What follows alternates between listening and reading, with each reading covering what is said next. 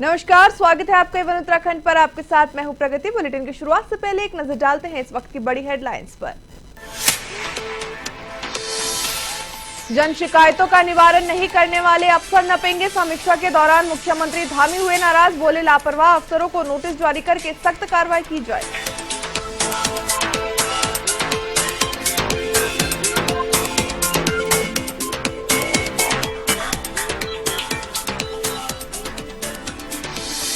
Kalsia valley bridge मरम्मत के लिए हुआ बंद, 25 मार्च तक होगी रिपेयरिंग। एनएच के अधिकारी हुए अलर्ट।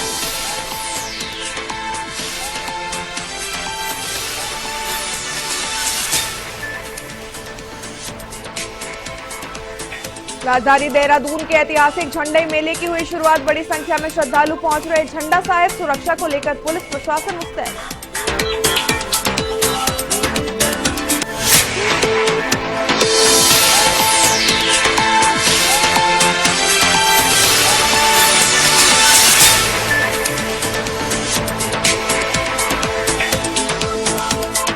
चलिए अब बुलेटिन में खबरों का रुख करते हैं विस्तार से। आय से अधिक संपत्ति के मामले पर उत्तराखंड के कैबिनेट मंत्री गणेश जोशी को विजिलेंस कोर्ट से क्लीन चिट मिल गई है, जिसके बाद मुख्य विपक्षी दल कांग्रेस धामी सरकार पर हमलावर नजर आया।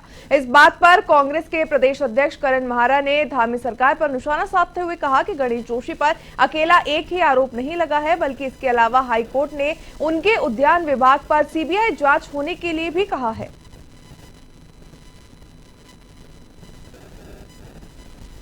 तो गणेश जोशी जी की ज्यादा चिंता है। गणेश जोशी जी पे एक ही आरोप नहीं लगा है। गणेश जोशी जी पे, उनके विभाग पे हाईकोर्ट ने ही कहा है कि हॉर्टिकल्चर के मामले में सीबीआई जांच होनी चाहिए। और वो छोटा प्रकरण नहीं, उसमें एक पार्ट मेरे विधानसभा जो रहा है रानीखेत, उसका भी एक पार्ट है जिसमें जांच बैठ रही है। दूसरा, सैन्य धाम को लेकर भी कई चीजें सामने आई हैं। तो एक चीज में क्लीन चिट मिलने में बीजेपी उनको पूरी तरीके से क्लीन कर दे रही है, गजब है। और वैसे भी हमको पता है बीजेपी पे वॉशिंग मशीन है। जब बलात्कारियों को, हत्या करने वालों को क्लीन चिट दे दे रही है तो फिर ये तो छोटे मोटे मामले। ये राहत की बात नहीं है। कुछ लोगों के द्वारा जानबूझ करके मंत्री की छवि को खराब करने का प्रयास किया गया और उनकी विजिलेंस से शिकायत की गई। विजिलेंस कोर्ट के द्वारा उसकी जांच कराई गई और जांच में किसी प्रकार का साक्ष्य न पाए जाने के कारण उनको इसमें फ्री किया गया है। तो निश्चित रूप से दूध का दूध, पानी का पानी हुआ है और जांच कानूनी दायरे के अंतर्गत हुई है। पूर्व में भी अनेकों नेताओं की जांचें हुई हैं, लेकिन तब भी कांग्रेस, जब उनके नेताओं की जांच होती है तब भी वो परेशान होते हैं, और जब किसी अन्य दल के नेता की जांच होती है तब भी वो परेशान होते हैं। राजधानी देहरादून के ऐतिहासिक झंडे मेले की शुरुआत हो चुकी है। हर साल की तरह इस साल भी झंडारोहण के मौके पर हजारों की संख्या में लोग झंडा साहिब के दर्शन करने पहुंचे। तो वहीं पुलिस प्रशासन की ओर से सुरक्षा व्यवस्था के पुख्ता इंतजाम किए हुए थे, जिससे आए हुए श्रद्धालुओं को झंडा साहिब के दर्शन आसानी से हो सके। तो आपको बता दें कि हर साल होली के 5वें दिन झंडा साहिब के मेले की शुरुआत होती है, जो नवरात्रि के पर्व तक चलती है। जी महाराज का जन्म दिवस बड़े हर्षोल्लास के साथ, आस्था के साथ, भक्ति भावना से मनाया गया और इस अवसर पर हमारी लाखों की संगतें जो है दरबार साहिब में इस समारोह की साक्षी बनी। और ऐसा हम सब का अटूट विश्वास है कि दरबार साहिब में, झंडा साहिब में जो भी भावना से, भक्ति भाव से मत्था टेकता है, उसकी गुरु महाराज हर मनोकामना को पूर्ण करते हैं।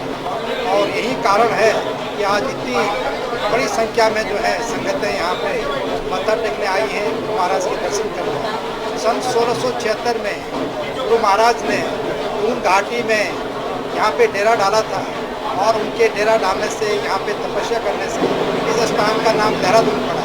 श्री गुरु रामदास जी महाराज को देहरादून का संस्थापक भी कहा जाता है। तब से लगातार संगतें जो है इस अवसर पर उनके जन्म दिवस को बड़े उमंग के साथ, उत्साह के साथ और भक्ति भावना के साथ मनाते हैं। और ये मेला जो है प्रेम, सद्भावना, एकता, आपसी भाईचारा और सौहार्द का मेला माना जाता है। यहाँ पे कोई भी भेदभाव नहीं होता है, सभी लोग जो है मिलजुल कर सेवा। राष्ट्रीय राजमार्ग NH 87 काठगोदाम नैनीताल पर कलसिया नाले पर बना वैली ब्रिज रिपेयर किया जा रहा है, जिसका काम एक हफ्ते तक चलेगा। आपको बता दें 19 मार्च से 25 मार्च 2025 तक सुरक्षित यातायात के लिए वैली ब्रिज को रिपेयर किया जा रहा है। बताया जा रहा है कि वैली ब्रिज के कई सारे हिस्से लूज हो गए थे। ब्रिज के सारे डेक और पैनल हटाकर रिपेयरिंग का काम चालू है।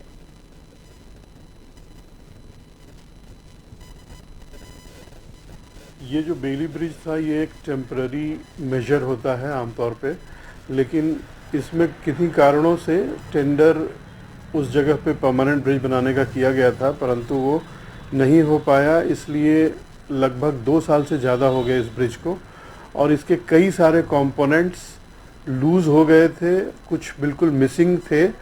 तो वहाँ कोई अप्रिय घटना न घट जाए, इसके कारण हमने ये काम कराया है। और काफ़ी इसके लिए एक्सपर्ट लोग, लेबर इसकी कलकत्ता से आती है, तो इसको 1 वीक के लिए बंद करके हम सारे डेक प्लेट्स हटा के, पैनल्स हटा के और बिल्कुल रेक्टिफाई करके फिर से लगा। उत्तराखंड के मुख्यमंत्री पुष्कर सिंह धामी ने सीएम हेल्पलाइन नंबर 1905 में आने वाली शिकायतों पर निवारण न करने वाले अफसरों पर कार्रवाई के निर्देश जारी किए। उन्होंने कहा कि लापरवाह अफसरों को नोटिस जारी करके सख्त कार्रवाई की जाए। दिल्ली से वर्चुअल माध्यम से जुड़े सीएम धामी ने कहा कि सीएम हेल्पलाइन 1905 में समय पर समस्याओं का निवारण न करने वाले अधिकारियों की जिम्मेदारी तय की जाए। जिन अधिकारियों के स्तर पर अधिक शिकायतें लंबित हैं, उन्हें कारण बताओ नोटिस जारी किया जाएगा। लापरवाही बरते जाने की स्थिति में सख्त कार्रवाई को भी अंजाम दिया जाएगा।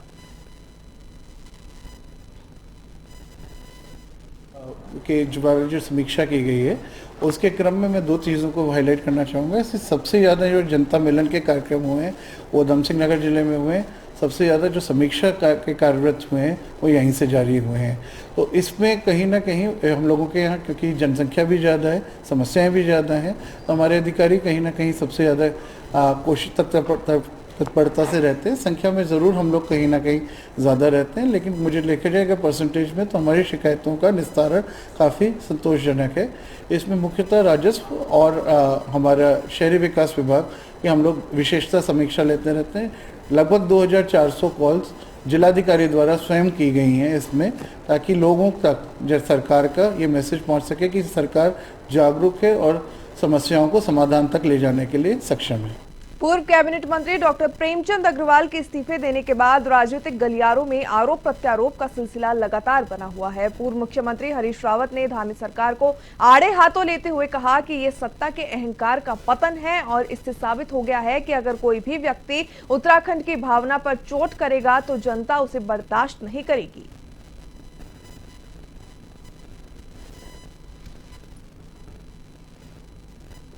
यही होना है, ये सत्ता का अहंकार था, ये अहंकार का पतन है, वो गिरा है।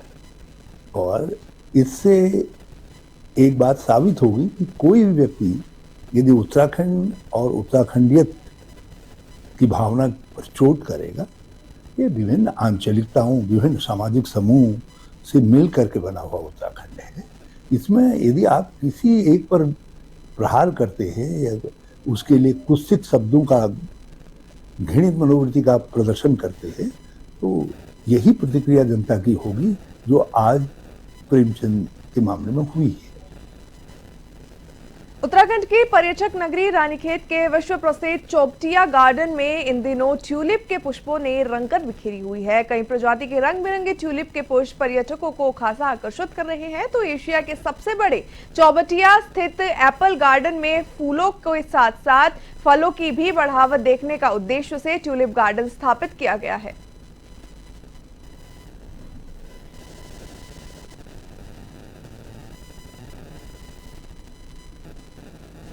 गार्डन बनाने का मेन उद्देश्य पर्यटकों को आकर्षित करना तथा उनमें फूलों के प्रति जागरूकता पैदा करना है। ट्यूलिप के बल्बों को हम विगत 3 वर्षों से राजकीय उद्यान चौबटिया में लगा रहे हैं। इस वर्ष इसकी हमने 6500 बल्ब लगाए हैं, जिसमें से मेन वैरायटी जो हमारे पास हैं वो red carmine, graffiti, cap top, queen of night, update, top patch, blow wonder, snow lady, white flag और जे मार्क। मेरा नाम अपनिका मलाड़ा है और ये काफ़ी सुंदर जगह है। यहाँ पर अलग अलग टाइप के फ्लावर्स हैं, काफ़ी सुंदर लगा। यहाँ पर काफ़ी मेहनत भी की गई है। It is one thing which probably we are missing. Chaubatia एक ऐसी जगह है जो यहाँ प्रकृति की धरोहर और फल फूल की हम वादी बोल सकते हैं, शायद लोगों को पता नहीं होगा। और ये जो हमारे दीनदयाल उपाध्याय जी के नाम से यहाँ पे पूरा हॉर्टिकल्चर डिपार्टमेंट सेटअप हुआ है। और फ्लोरिकल्चर जो आप देख रहे हैं, श्रीनगर की रेती के ढालवाला क्षेत्र में वन विभाग ने रामलीला मैदान पर ताला लगा दिया है। मैदान में स्थानीय निवासियों के शादी समारोह आदि होते हैं, जिसका शुल्क वर्षों से पालिका लेती है। मैदान में ताला लगाए जाने पर पालिका अध्यक्ष नीलम बिजलवान ने कड़ा आक्रोश जताया है। ढालवाला क्षेत्र में रामलीला मैदान को लेकर पालिका और वन विभाग आमने सामने हो चुके हैं।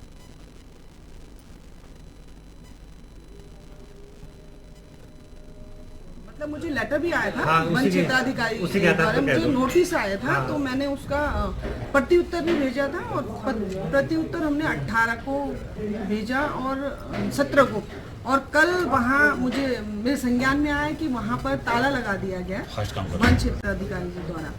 तो वो विगत मुझे लगता है 2-2.5 साल से वो नगर पालिका परिषद के अंडर ही था, और जो उसको अच्छे से भी संचालित कर रहे थे, और जो भी वहाँ पे रसीद काटी जाती थी शादी और धार्मिक अनुष्ठानों की जिसकी भी, वो हमारे पास लगभग 71,200 के लगभग हमारे पास आई है नगर पालिका परिषद को। और उसमें जो नगर पालिका ने इन्वेस्ट किया है वो 19,51,000 के समथिंग किया गया, और बिल चलता आ रहा था। और पहले पिछले उससे पहले वन विभाग ही खुद इनको इसको संचालित करती थी, और अभी अचानक से क्या हुआ ये तो मुझे भी नहीं, लेकिन नोटिस में जो लिखा था कि इसमें अवैध निर्माण कार्य या अवैध कब्जा किया जा रहा है। देहरादून की जनता को सुरक्षित रखने और खुले में जाम छलकाने वालों के खिलाफ अब देहरादून नगर निगम एक्शन मोड में आने की तैयारी में लग चुका है, जिसे देखते हुए देहरादून के मेयर सौरभ थपलियाल ने शहर के अंतर्गत सीसीटीवी कैमरे लगाने के निर्देश जारी किए। तो इस बात पर सौरभ थपलियाल ने कहा कि चुनाव के समय हमने अपने संकल्प पत्र में कहा था कि हम देहरादून शहर में ऐसी कोई गलती या प्रमुख चौक नहीं होगी जहां पर सीसीटीवी कैमरे नहीं लगे मिलेंगे।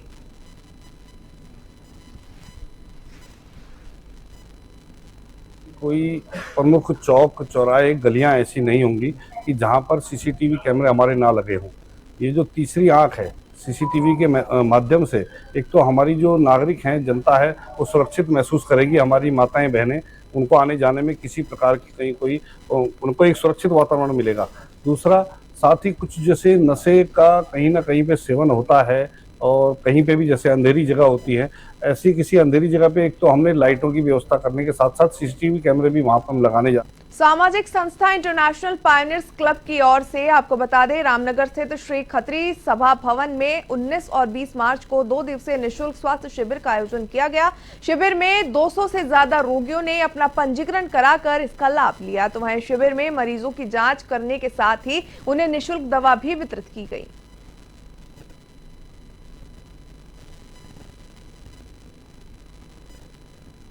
प्रमुख चौक चौराहे गलियां ऐसी नहीं होंगी कि जहां पर सीसीटीवी कैमरे हमारे ना लगे हों। ये जो तीसरी आंख है सीसीटीवी के माध्यम से, एक तो हमारी जो नागरिक हैं, जनता है, वो सुरक्षित महसूस करेगी। हमारी माताएं बहनें, उनको आने जाने में किसी प्रकार की कहीं कोई उनको एक सुरक्षित वातावरण मिलेगा। दूसरा, साथ ही कुछ जैसे नशे का कहीं ना कहीं पे सेवन होता है, और कहीं पे भी जैसे अंधेरी जगह होती है, ऐसी किसी अंधेरी जगह पे एक तो हमने लाइटों की व्यवस्था करने के साथ साथ सीसीटीवी कैमरे भी वहां पर हम लगाने जा रहे हैं। राज्य में कई लोग सरकारी अस्पतालों को PPP यानी PPP मोड से हटाने की मांग कर रहे हैं, क्योंकि उन्हें लगता है कि इससे स्वास्थ्य सेवाओं की गुणवत्ता और सुलभता प्रभावित हो रही है। इसी को लेकर रामनगर सरकारी अस्पताल को PPP मोड से हटाने की मांग की गई। तो वहीं पूर्व ब्लॉक प्रमुख संजय नेगी ने कहा कि सरकार और स्वास्थ्य मंत्री झूठ बोलकर जनता के साथ खिलवाड़ कर रहे हैं, जो अब सहन नहीं किया जाएगा।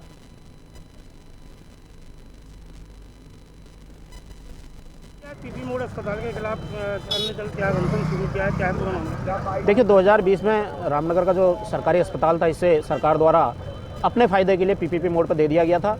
और 2020 और 21 में कोविड की लहर आई थी। आपने देखा होगा उसमें यहाँ पे कोई भी स्वास्थ्य सेवाएं ठीक नहीं थी, लचर स्वास्थ्य सेवाएं थी, जिस कारण कई लोगों ने अपनी जान से हाथ धोया। और लगातार शिकायतें मिलने के बाद हमने लगभग 10 या 15 धरने प्रदर्शन हमने यहाँ पे इस अस्पताल के बाहर कर दिए हैं आज तक, लेकिन सरकार के कानून में जू नहीं रेंग रही है। PPP मोड पर दिया गया है, प्राइवेट इसे बना दिया गया है, बाउंसर तक यहाँ पर रखे गए हैं, जिसको लेकर हमने और भी संगठनों ने मांग की और भारतीय जनता पार्टी के नेताओं ने, भारतीय जनता पार्टी के जो स्वास्थ्य मंत्री है उन्होंने स्वयं कहा था, जब कुपी बस हादसा हुआ था उन्होंने स्वयं कहा था कि इसे सारे अस्पतालों को पीपीपी मोड से, उत्तराखंड के जितने भी अस्पताल हैं उन्हें पीपीपी मोड से हटाया जाएगा। लेकिन उन्होंने एक सफेद झूठ बोला था। आज पुनः मार्च में ये हटना था, पुनः ये जो है 3 माह के लिए बढ़ने जा रहा है।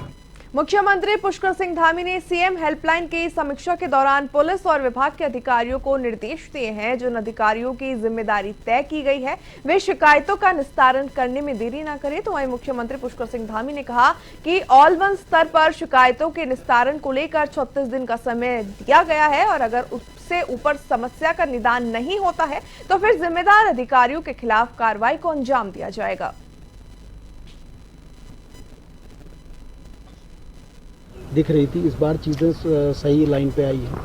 देखिए, L1 के स्तर पर 36 दिनों का एक समय सीमा तय की गई है जहां पर शिकायत आती है और 36 दिनों से अधिक होने पर अगर वो शिकायत वहां से निस्तारित नहीं हुई है तो ऐसे मामलों को हमने गंभीरता से लिया है और जिन विभागों में ज़्यादा पेंडेंसियाँ है उसको भी बहुत गंभीरता से लिया है और सभी को 100 कुछ देने का, क्योंकि हम जनता के प्रति हमारी जिम्मेदारी है, जवाबदेही है। और मैंने कहा है कि जिस स्तर पर समस्याओं का समाधान हो जाना चाहिए वो समस्याएं उसी स्तर पर समाधान की ओर जानी चाहिए, उनको उससे ऊपर के स्तर पर नहीं आना चाहिए कि L1 के स्तर पर, L2 के स्तर पर, यानी कि कोई अगर तहसीलदार या SDM के स्तर की समस्या है तो उसको जिलाधिकारी या कमिश्नर के यहाँ नहीं आना चाहिए। जो जिलाधिकारी कमिश्नर के यहाँ पर जो चीज़ों का समाधान हो सकता है वो शासन में नहीं आनी चाहिए। चलिए फिलहाल के लिए इस बुलेटिन में इतना ही। मुझे दीजिए इजाजत। नमस्कार।